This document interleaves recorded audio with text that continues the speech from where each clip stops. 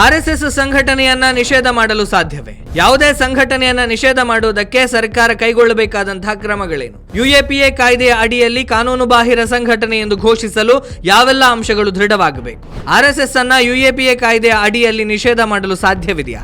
ಬನ್ನಿ ಈ ಬಗ್ಗೆ ಕಾನೂನಾತ್ಮಕವಾಗಿ ಒಂದು ವಿಶ್ಲೇಷಣೆಯನ್ನ ನೋಡೋಣ. ಸ್ನೇಹಿತರೆ, ನಿನ್ನೆ ಕರ್ನಾಟಕದ ಗ್ರಾಮೀಣಾಭಿವೃದ್ಧಿ ಮತ್ತು ಪಂಚಾಯತ್ ರಾಜ್ ಸಚಿವ ಎಐಸಿಸಿ ಅಧ್ಯಕ್ಷ ಮಲ್ಲಿಕಾರ್ಜುನ ಖರ್ಗೆ ಅವರ ಪ್ರೀತಿಯ ಪುತ್ರ ಪ್ರಿಯಾಂಕ್ ಖರ್ಗೆ ಅವರು ಸುದ್ದಿಗಾರರೊಂದಿಗೆ ಮಾತನಾಡುತ್ತಾ, ನಾವು ಮುಂದೆ ಕೇಂದ್ರದಲ್ಲಿ ಅಧಿಕಾರಕ್ಕೆ ಬಂದರೆ ಆರ್ಎಸ್ಎಸ್ ಸಂಘಟನೆಯನ್ನ ನಿಷೇಧ ಮಾಡುತ್ತೇವೆ ಅಂತ ಹೇಳಿದ್ದಾರೆ.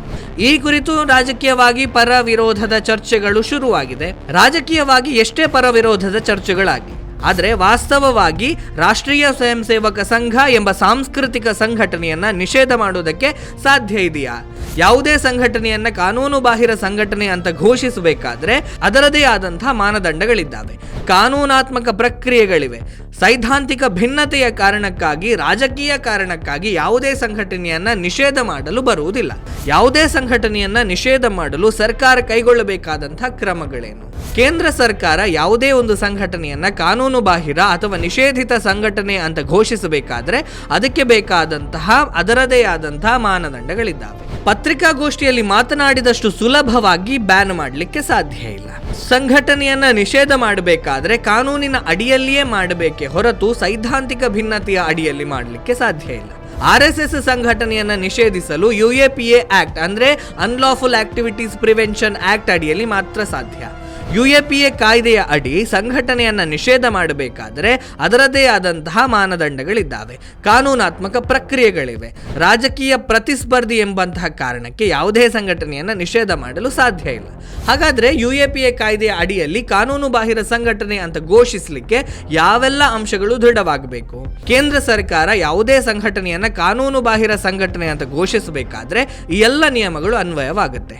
ಯುಎಪಿಎಯ ಸೆಕ್ಷನ್ 2O ಅಡಿಯಲ್ಲಿ ವ್ಯಕ್ತಿ ಅಥವಾ ಸಂಘಟನೆಗಳ ಕಾನೂನು ಬಾಹಿರ ಚಟುವಟಿಕೆಗಳು ಅಂತ ಹೇಳಿದರೆ, ಮೊದಲನೆಯದು, ಈ ನೆಲದ ಕಾನೂನಿಗೆ ವಿರುದ್ಧವಾಗಿ ವ್ಯಕ್ತಿ ಅಥವಾ ಸಂಘಟನೆಗಳು ಕೃತ್ಯ, ಮಾತು, ಬರಹ, ಸಂಜ್ಞೆಯ ಮೂಲಕ ತೊಡಗಿಕೊಳ್ಳುವ ಯಾವುದೇ ಕ್ರಮಗಳು ಗೋಚರವಾದರೆ ಅಂತಹ ಸಂಘಟನೆಗಳನ್ನು ನಿಷೇಧ ಮಾಡಬಹುದು.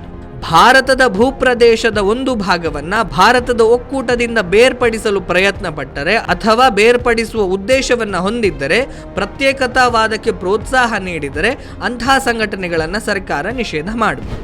ಭಾರತದ ಸಾರ್ವಭೌಮತ್ವ ಮತ್ತು ಪ್ರಾದೇಶಿಕ ಸಮಗ್ರತೆಯನ್ನು ನಿರಾಕರಿಸುವ, ಪ್ರಶ್ನಿಸುವ ಅಥವಾ ಅಡ್ಡಿಪಡಿಸುವ ಸಂಘಟನೆಗಳನ್ನು ಕೇಂದ್ರ ಸರ್ಕಾರ ನಿಷೇಧ ಮಾಡಬಹುದು. ಭಾರತದ ಆಂತರಿಕ ಭದ್ರತೆಗೆ ತೊಡಕುಂಟು ಮಾಡಲು ಪ್ರೋತ್ಸಾಹಿಸುವ ಸಂಘಟನೆಗಳನ್ನು ಸರ್ಕಾರ ಬ್ಯಾನ್ ಮಾಡಲು ಅವಕಾಶಗಳಿದ್ದಾವೆ.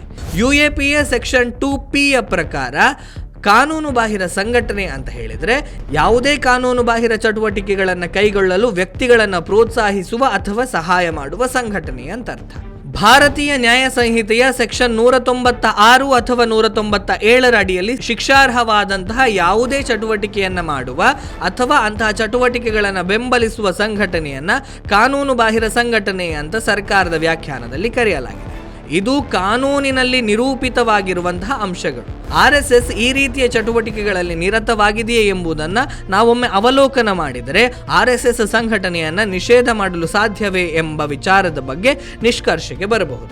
ಈ ಅಂಶಗಳನ್ನು ಸಂಕ್ಷಿಪ್ತವಾಗಿ ಹೇಳೋದಾದರೆ, ಯಾವುದೇ ಸಂಘಟನೆಯು ದೇಶ ವಿರೋಧಿ ಚಟುವಟಿಕೆಗಳಲ್ಲಿ ತೊಡಗಿದೆ ಅಂತ ಸರ್ಕಾರಕ್ಕೆ ಆಧಾರ ಸಹಿತವಾಗಿ ದೃಢಪಟ್ಟರೆ ಅಂತಹ ಸಂಘಟನೆಗಳನ್ನು ಮಾತ್ರ ಬ್ಯಾನ್ ಮಾಡಲು ಅವಕಾಶವಿರುತ್ತೆ. ಹಾಗಾದರೆ ಆರ್ಎಸ್ಎಸ್ ದೇಶ ವಿರೋಧಿ ಚಟುವಟಿಕೆಗಳಲ್ಲಿ ಭಾಗವಹಿಸ್ತಾ ಇದೆಯಾ? ಸ್ಪಷ್ಟವಾಗಿ ಇಲ್ಲ ಅನ್ನುವಂಥದ್ದೇ ಉತ್ತರ. ಯಾಕಂದರೆ ರಾಷ್ಟ್ರ ಸರ್ವೋಪರಿ ಅಂತ ಹೇಳುವಂತಹ ಸಂಘಟನೆ ಯಾವುದಾದರೂ ಇದ್ದರೆ ಅದು ರಾಷ್ಟ್ರೀಯ ಸ್ವಯಂ ಸೇವಕ ಸಂಘ. ರಾಷ್ಟ್ರದ ಅಖಂಡತೆಯ ಬಗ್ಗೆ ಆಗಲಿ, ಸಮಗ್ರತೆಯ ಬಗ್ಗೆ ಆಗಲಿ ರಾಷ್ಟ್ರೀಯ ಸ್ವಯಂ ಸೇವಕ ಸಂಘ ಯಾವತ್ತೂ ಅಭದ್ರತೆಯನ್ನು ಸೃಷ್ಟಿಸುವಂತಹ ಕೆಲಸವನ್ನ ಮಾಡಲಿಲ್ಲ. ತುರ್ತು ಪರಿಸ್ಥಿತಿಯ ಸಮಯದಲ್ಲಿ ಸಂವಿಧಾನದ ಉಳಿವಿಗಾಗಿ ರಾಷ್ಟ್ರದ ಸಮಗ್ರತೆಯನ್ನ ಮತ್ತೆ ಪ್ರತಿಷ್ಠಾಪಿಸುವಲ್ಲಿ ಭೂಗತವಾಗಿ ಹೋರಾಟ ಮಾಡಿದ್ದೇ ಆರ್ಎಸ್ಎಸ್. ಇನ್ನೂ ಮುಂದುವರಿದು ಹೇಳೋದಾದ್ರೆ ಸಂಘದ ಚಟುವಟಿಕೆಗಳು ಪಾರದರ್ಶಕವಾಗಿ ನಡೆಯುತ್ತದೆ. ಸಂಘದ ಶಾಖೆಗಳನ್ನ ಯಾರಿಗೆ ಬೇಕಾದರೂ ಬಂದು ಮುಕ್ತವಾಗಿ ವೀಕ್ಷಿಸಬಹುದು. ಹಾಗಾಗಿ ಅಕ್ರಮ ಚಟುವಟಿಕೆಗಳಲ್ಲಿ ಸಂಘ ಭಾಗಿಯಾಗಿದೆ ಅಂತ ಹೇಳುವ ಪ್ರಸಂಗವೇ ಬರುವುದಿಲ್ಲ.